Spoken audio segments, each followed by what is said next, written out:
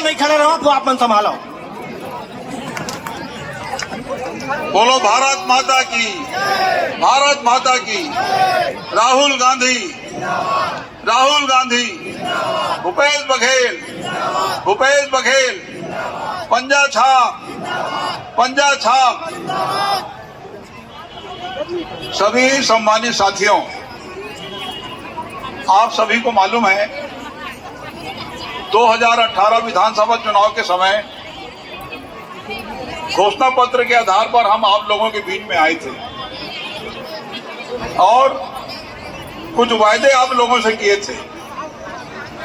पिछली बार बताने के लिए कुछ नहीं था, लेकिन इस बार घोषणा पत्र में जो वायदे थे उन वायदों को पूरा करने के बाद उसके आधार पर हम लोग आपके सामने चुनाव मैदान में आए हैं। आप सभी को मालूम है हमारे पिछले घोषणा पत्र में सभी को राशन कार्ड देने की बात हुई थी। पहले गरीबी रेखा के नीचे जिनका नाम होता था केवल राशन कार्ड उनको दिया जाता था। हम लोगों ने छत्तीसगढ़ में यूनिवर्सल पीडीएस सिस्टम लागू किया, प्रत्येक परिवार को राशन कार्ड बनाकर दे दिए। इस समय 74,54,000 लोगों के पास छत्तीसगढ़ में राशन कार्ड है। अब 5 साल बीतने पर अनेक परिवारों से आवेदन आता है कि घर में बेटे की शादी हो गई है, परिवार अलग हो गया है, बढ़ गया है, हमको राशन कार्ड अलग करना है। सारे लोगों को अनुमति देकर राशन कार्ड अलग करवा दिया गया है। अब राशन कार्ड को लेकर कोई मामला पेंडिंग नहीं है। पिछली सरकार ने 1 घंटे के भीतर कर्जा माफी किया। अभी कर्जा माफी को लेकर 4 दिन पहले मुख्यमंत्री निवास में बैठक हुई। मैं खुद घोषणा पत्र समिति का अध्यक्ष हूं।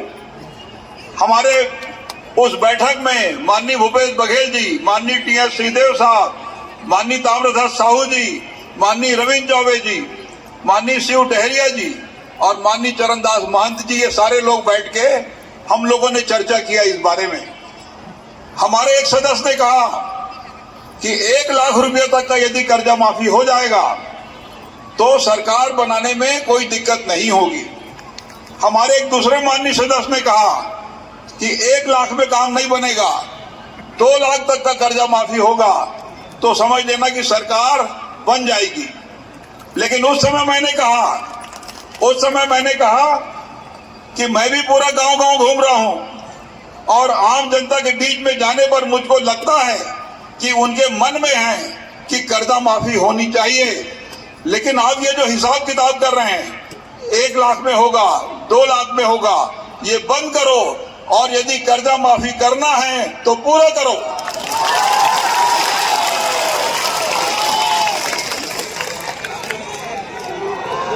आप मेरी बात का समर्थन माननीय मुख्यमंत्री जी ने किया, बाकी सारे सदस्यों ने इस बात का समर्थन किया और अगले दिन मुख्यमंत्री जी ने घोषणा किया कि हम पूर्व की तरह कर्जा माफी करेंगे। जिस दिन ये घोषणा हुई, जब मैं अपने घर से निकला तो दिल्ली के कुछ पत्रकार खड़े थे। उन्होंने कहा कि हमको दिल्ली से भेजा गया है, आपसे सवाल करना है। मैं बोला करिए। उन्होंने कहा कि हम आपसे 2 सवाल करना चाहते हैं। ठीक है, 2 सवाल करिए। 2 क्यों, और भी करो। बोले नहीं, 2 सवाल बताइए। उन्होंने कहा कि आप अपने पूरे 5 साल के कार्यकाल में कोई 2 काम ऐसा बताएं जो आपने विधायक बनने के बाद कवर्धा के लिए किया है। तो मैं बोला खाली 2 क्यों, और भी पूछो। बोले नहीं, 2 का उत्तर। मैंने कहा कि पहले कवर्धा जाके शंकरी नदी का पुल पार कर लेना, तो एक ये, और दूसरा आचार संहिता लगने के पहले 4 दिन पहले 85 करोड़ रुपया का बांध, बड़ौदा खुर्द बांध 4,890 एकड़ जमीन में जो सिंचाई देगा वो हमने मंजूर कराया। ये 2 काम आपने पूछा 2, अब मेरी तरफ से 2 और सुनो।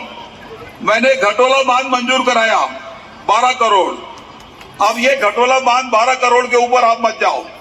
इसकी जो संरचना है जहां ये बनेगा पानी बहुत अधिक है और इससे सुतिया पाट बांध जो है उसका क्षमता बढ़ेगा। मास्टर प्लान के आधार पर इसकी सिंचाई क्षमता को बढ़ाएंगे, नहरों को बढ़ाएंगे।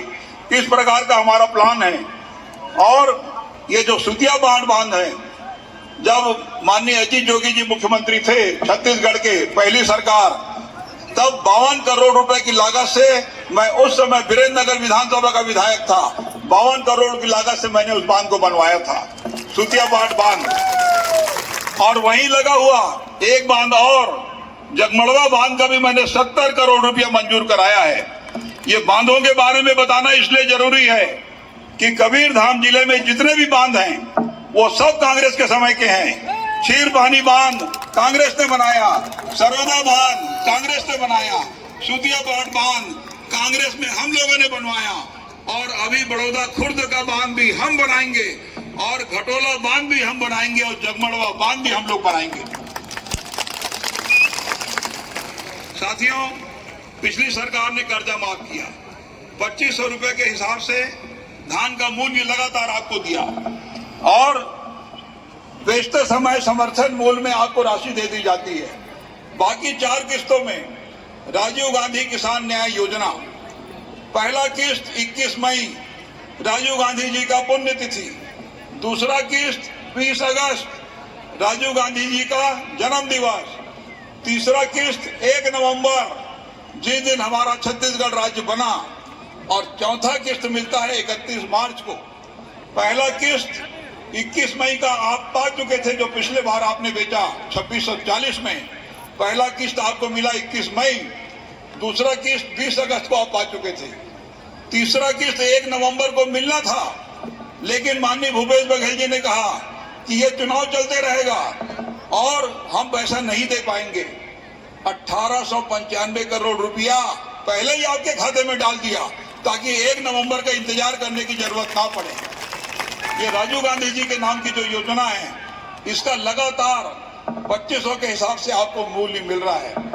लेकिन ये आपको जानना जरूरी है, उत्तर प्रदेश में जहां स्वयं प्रधानमंत्री जी वाराणसी से सांसद हैं, धान बिकता है 1200-1300 में धान बिकता है, जहां से स्वयं प्रधानमंत्री जी सांसद हैं। और छत्तीसगढ़ जो पहला राज्य है पूरे देश का, पूरे देश में 29 राज्य होते हैं, पहला राज्य है जहां पर 2500 के हिसाब से लगातार आपको भुगतान किया जा रहा है। साथियों, एक योजना और भी है जो खाली छत्तीसगढ़ में है। पूरे देश के 29 राज्यों में खाली छत्तीसगढ़ में राजीव गांधी ग्रामीण कृषि मजदूर न्याय योजना, ये ऐसे लोगों के लिए जिनके पास 1 डिसमिल जमीन नहीं है, जो खेती हर मजदूर हैं, दूसरा काम करके जीविका चलाते हैं। 7,000 रुपया सालाना इनके खाते में दिया जाता है, 7,000 रुपया सालाना। ये खाली छत्तीसगढ़ में ये योजना लागू है और बाकी कहीं ये योजना लागू नहीं है। यहाँ पर हमारे छत्तीसगढ़ में यदि आकस्मिक मृत्यु हो जाए 3 कारणों से, सांप काट देने से, आकाशीय बिजली गिर जाने से, पानी में डूब जाने से, 4 लाख रुपए का सहायता हमको देना है, 4 लाख। और जब मंत्री बनने के बाद मैंने इस बात की समीक्षा की तो पता ये चला कि बहुत से लोग, सबसे पहली बात तो ये कि आकस्मिक मृत्यु किसी परिवार में नहीं होना चाहिए, लेकिन जब मैंने पता किया तो कुछ लोग सक्रिय थे। जहां भी ऐसी घटना घटित होती थी, आधे आधे में बात करके पैसा दिलाना हितग्राही को 2 लाख और 2 लाख खुद रखना। मैं मंत्री बनने के बाद मैंने समीक्षा करके कहा कि मैं ये सब नहीं करने दूंगा, और यदि हितग्राही परिवार है तो उसको पूरी सहायता मिलना चाहिए, उसके साथ अन्याय नहीं होना चाहिए। यदि 4 लाख की पात्रता है तो 4 लाख होना चाहिए।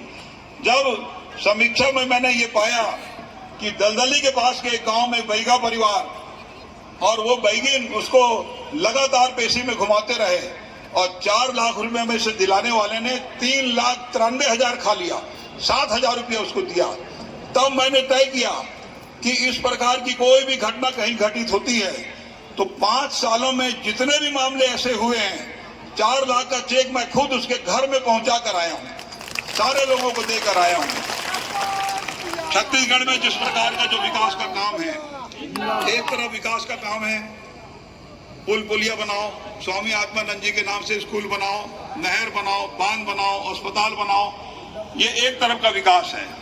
और दूसरी तरफ आर्थिक रूप से मजबूत बनाने वाली सरकार। यदि राजीव गांधी किसान न्याय योजना के जरिए आपके खाते में पैसा जा रहा है तो वो आपको आर्थिक रूप से संपन्न बना रहा है।